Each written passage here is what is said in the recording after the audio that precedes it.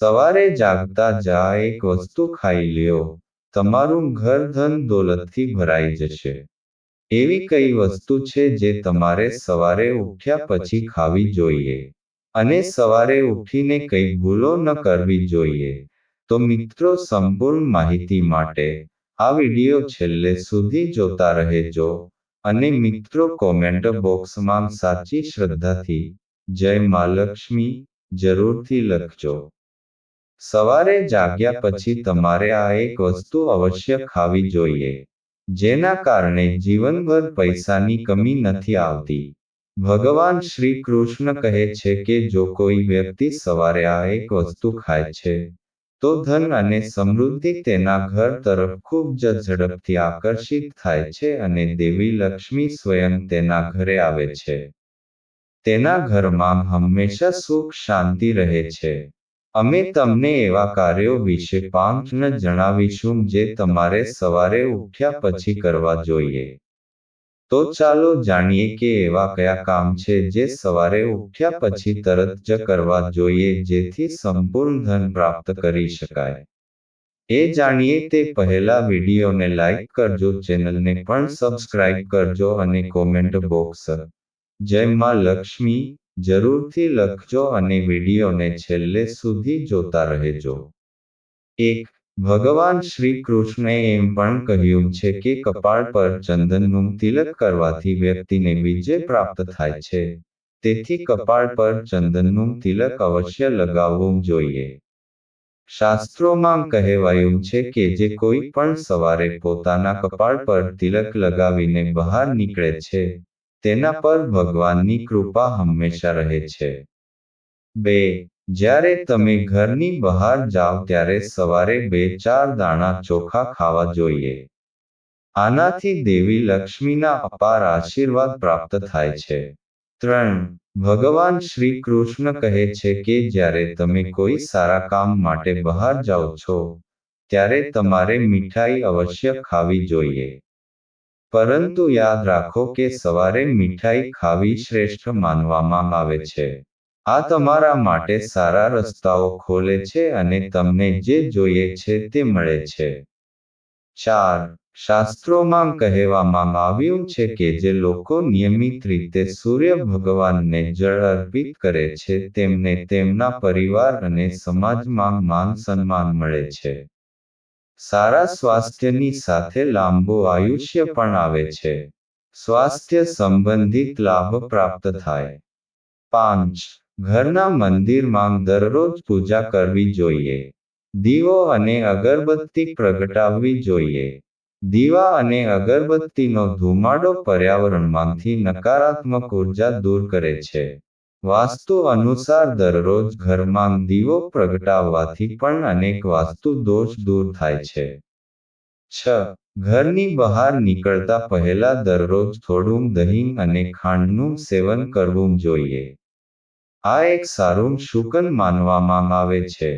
આ ઉપાયથી વ્યક્તિને કામમાં સફળતા મળે છે અને નકારાત્મકતા દૂર થાય છે. 7.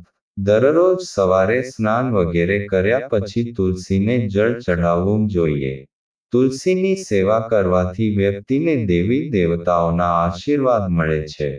શાસ્ત્રોમાં કહેવાયું છે કે જે ઘરોમાં તુલસી હોય છે અને જે લોકો તુલસીનું ધ્યાન રાખે છે તેઓ સુખ સમૃદ્ધિ પ્રાપ્ત કરે છે.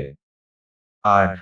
જ્યારે પણ તમે સવારે કામ પર જવા માટે ઘરની બહાર જાઓ ત્યારે ભગવાનના ગળામાં અથવા ભગવાનના ચરણોમાં ચઢાવેલા ફૂલોની માળામાંથી એક પાન કાઢીને તેને વરદાન ગણીને ખાઓ. તેનાથી તમે ખુદ ભગવાનના આશીર્વાદ મેળવો છો.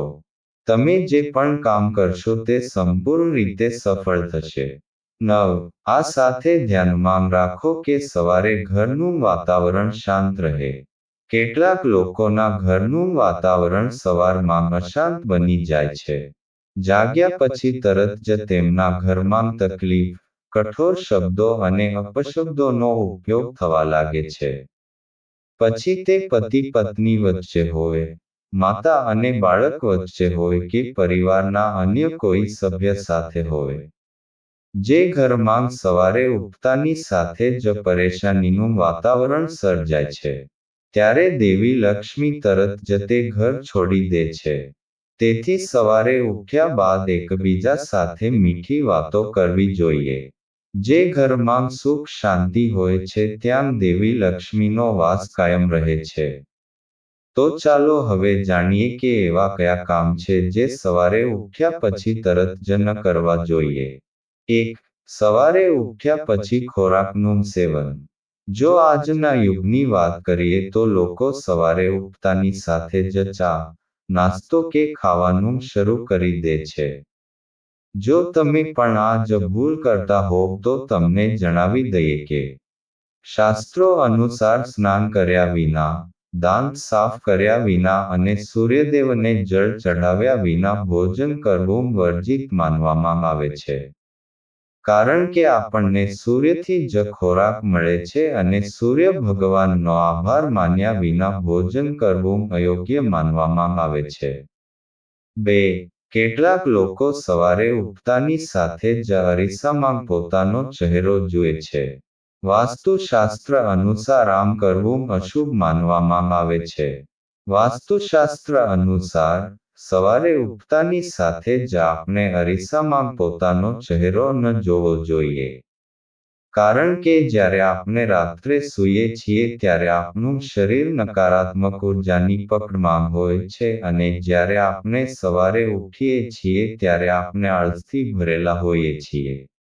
આવી સ્થિતિમાં નકારાત્મક ઉર્જા સાથે અરીસામાં પોતાને જોવું આપણને વધુ નકારાત્મક બનાવી શકે છે. 3. સમયનો બગાડ. તમારા દિવસની શરૂઆતમાં સમયનો બગાડ નુકસાનકારક બની શકે છે.